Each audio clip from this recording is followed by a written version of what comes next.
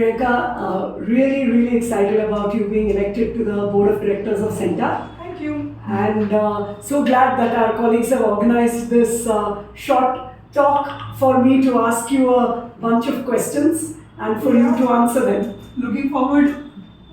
And I think all of them are looking forward to it. Let's start.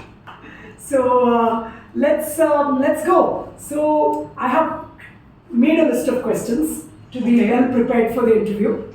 So, I'm scared now. and of course, since our colleagues are also planning to use this video externally, I'm the founder and CEO of Centa, and this is my fellow director and COO of Centa, who's recently been elected as director. So Priyanka is part of the founding team of Centa right from day zero, and after playing multiple roles and becoming COO of the company a few years back, she has recently been elected as director. So, Priyanka, in the Slack channel message, you mentioned that you are very grateful to a former manager in Accenture who pushed you to test out your interest in the development sector. So, who is he and what's the story on that? So yeah, it was early 2014 or I think late 2013 when it all happened. I just wanted to work in education space. It was just like one day I was perfectly fine with whatever I was doing in consulting, and then another day I wanted to work in this space. So I went to my manager and said that I want to resign because I want to work in the education space. And my manager was, what in education? I said, I don't know. Where? I don't know. And he was like, have you thought through it at all? I said, no. I just want to work in this space. I typically work better when I do whatever I want to do. So I said, let me suggest you as a mentor, as a guide, that why don't you just try Accenture's development practice for a year or so, figure out whether this is what you really are interested in. And he transitioned me to that practice, and I kind of worked there for a year in not so many roles, not in education per se, but other sectors. And my manager in the team put me in a committee where, Raman, you were part of it. So I knew of you. I don't know whether you knew of me or not because you never responded to any of my emails. No, so sorry about that. And I've been trying to improve my email response rate, not very successfully. But no, I didn't know of you at that time, but I do remember that a few years later, you told me that you didn't particularly like me on that committee. I don't know why, and we won't get into it. You still don't know why? And we won't go there. This is about you, not about me, but we do seem to have some parallels about consulting and education. I want to go to my next question. But who was the manager? You didn't mention his name. Max and Lewis. So shout out to you. Thank you so much for getting Priyanka into the development sector, and now here we are. So Priyanka, you taught for a while in a school in Kochi to see how teaching is in a classroom and to experience education on the ground, and that sounds like a fascinating experience. I've heard you say many times that you understood at that time how difficult teaching was. True. So what did you find difficult about it? So see, as I was saying, I wasn't clear on what I wanted to do in education. When I spoke to you, the mission which we were talking about in Center seemed very intriguing, like making teaching aspiration. When I had vague thoughts, it was always about students and quality of education, etc. But it was very different. But it was like, okay, teachers teach. Like, how difficult could that be? And I started volunteering in a school. I went to the school. I offered to teach maths because I thought I'm good at maths. I want to teach. Those two things are sufficient. The principal asked me to teach English. I thought, fair enough, I know English also. But then I realized that it's not just the subject or the passion. Managing those kids, 30 kids in the class, keeping them engaged on and on, like grade 3, then grade 5, then grade 7, just ensuring that what you're teaching, they are learning, you're talking to them at their level, making the class engaging, but still ensuring that they're learning. It was not something which I had thought of. And I realized that it is a professional's job. Knowing the subject, knowing the things is fine. They are important, but they are not enough. And that's when the whole idea of Center of considering teaching as a profession, ensuring that professionals come there and are respected like any other professional, really just became very real for me. So yeah, no, and I'm smiling because I think many of our colleagues who have taught for a while find it like so obvious that yes, this is really difficult. And what made you think you could just walk in and do it, right? And then of course, But after that journey, I think I really realized what we were trying to do. So I think that was very important learning for me. oh, interesting. And of course, I had that realization too at some point. So in a slightly different way. So it totally resonates with what you're trying to say. And coming to Centa, I distinctly remember the early years when Centa was just an experiment in your life, which companies often are for various people. But at some point that changed. So what caused this mental switch which made you say that, okay, this is a company that I want to lead and scale and grow? When did that happen? How did that happen? I think it's a journey. It's not like, at least for me, I am not able to reflect back and think of it as a point in time. It happened over the time. But I think, Ramya, honestly, you played an important part in making that transition. The way I grew with you, I grew with the company. I realized at some point that, okay, I can be here and I can be happy here. The mission is making sense to me. What we are doing is making sense to me. My colleagues are making sense to me. Then why not? So I want to just grow with the mission which we are growing. Thank you. And yeah, I think that redeems my not answering the emails several years back. But no, glad to hear that. And yes, same feeling here. I think it's been a wonderful journey together over the last 8 years. So yeah, thank you for that. And you are, of course, deeply committed now to our mission of making teaching aspirational. But as your close colleague, like what I find even more fascinating is the sharp prioritization you bring, the focus, the ability to drive growth, sift through all the unnecessary stuff and say, this is what we'll do. So, and I think people have referred to this as COO being a chaos to opportunity officer. So I'm not the one causing the chaos, just to be clear.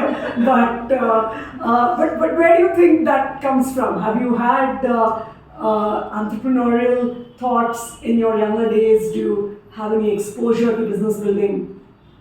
So no, not really to either of them, but I think generally as a person I am very, very focused.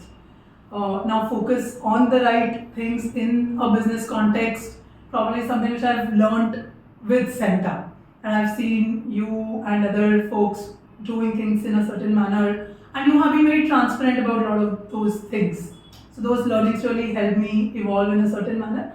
And at personal level, we had set up a company before, me and my husband, for technology. Which So you have a bit of entrepreneurship, yeah. So my husband wanted it. It's more like I just like an idea, say this idea which we are working with, and I just get behind it if I like the idea enough. So the idea was his.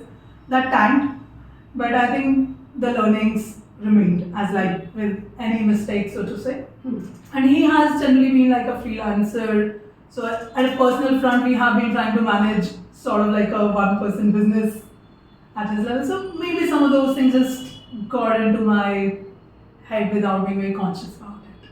Very interesting, very interesting. So yeah, no, I think the second time building a company is always very different. And to be honest, I also feel that those of us who've been in the founding team right from the beginning, it's also a bit of a second phase for us in Centa, the last 2-3 years of rapid exponential growth. Yes. So I almost feel like the same team is now building part 2 of the, Exactly, that's of the what I was organization. saying. Centa in itself kind of led to a lot of learnings. This is the way we grew in last few years as compared to the earlier. So we were focusing on business building, but like foundation building, so to say, and now we are focusing on building a business. Yeah. Very interesting. And then, of course, you mentioned your husband Abhimanyu, and do you want to do a shout out to him for all the support that you've been getting over these years? Yes, definitely. Like he has obviously been a major part of who I am, how I behave, how I evolve. And honestly, so is my family. Like when I made the transition, I thought everyone would be like, why? Like, what are you thinking? But not even a single person in my family said, why are you making the transition or what are you thinking? Everyone was just so aligned and supportive, and that made a huge difference despite all the lack of clarity. So I think I've been very lucky and fortunate that way to have people around me who have never questioned me, even though I did not have full clarity. They were like, you'll figure it out. I've been pretty lucky that way. And Priyanka, are there any big moments in Centa which have made you feel like, okay, this journey is worthwhile? Like, is there some part of our external impact or something you felt you contributed to which really stand out for you?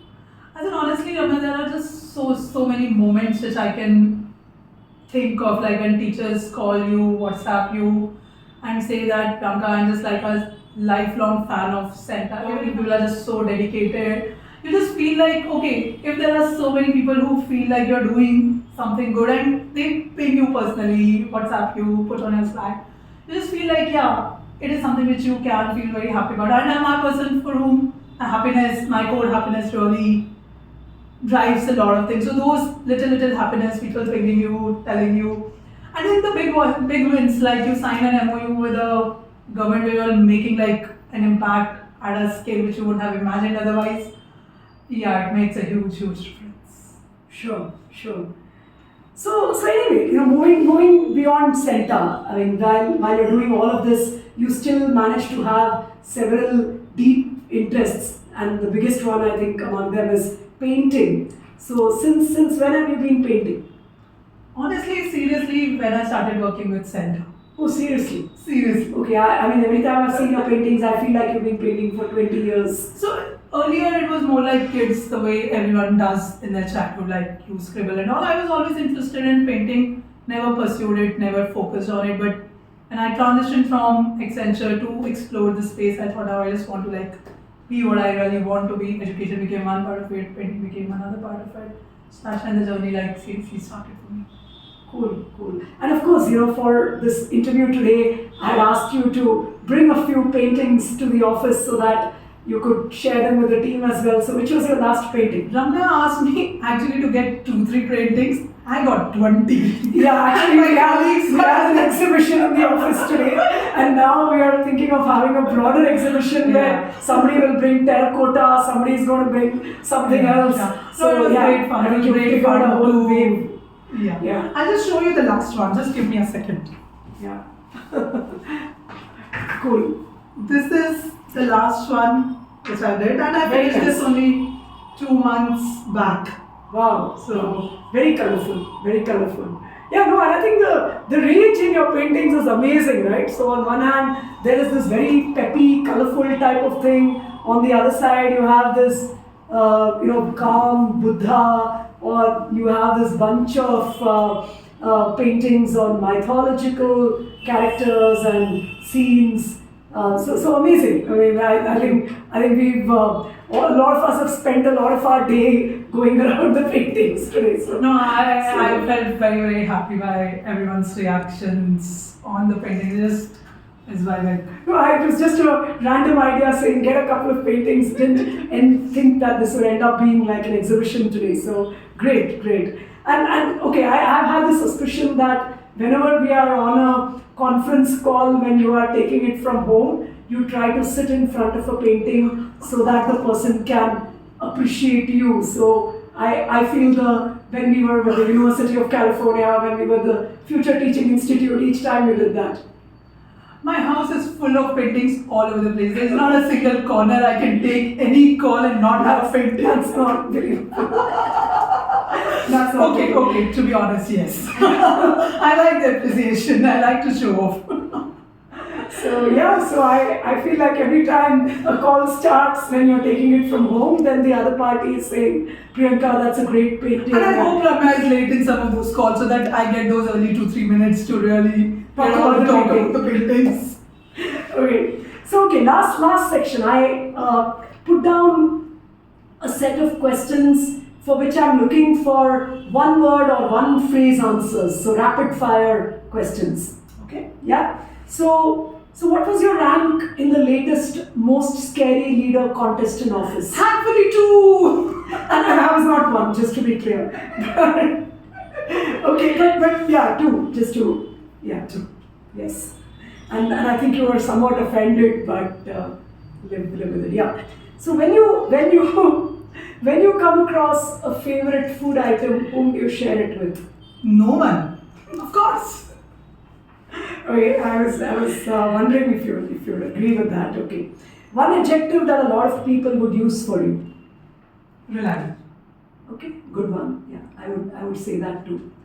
One adjective that your direct reports would use for you, and refer to the first question. I was the winner last year in this kilometer contest and I was very upset. Thankfully, I'm number two. So, probably, I think my focus sometimes comes very direct. So, Okay. my report is Okay. So yeah, so your direct reports would probably call you direct. direct. Okay. How many colors do you use in your work notebook? As many as exist, I guess. My work notebook is like a painting, I guess. I use 3, 4. Yeah.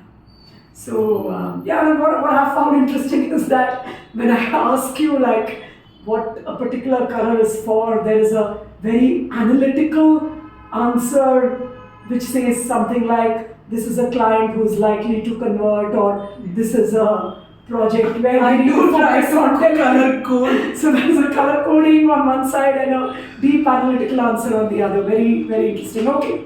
So thank you for the honest answers, and welcome again to the board of directors of Thank Centa. you. It's my pleasure. It's my pleasure. I'm really, really thrilled to be where I am.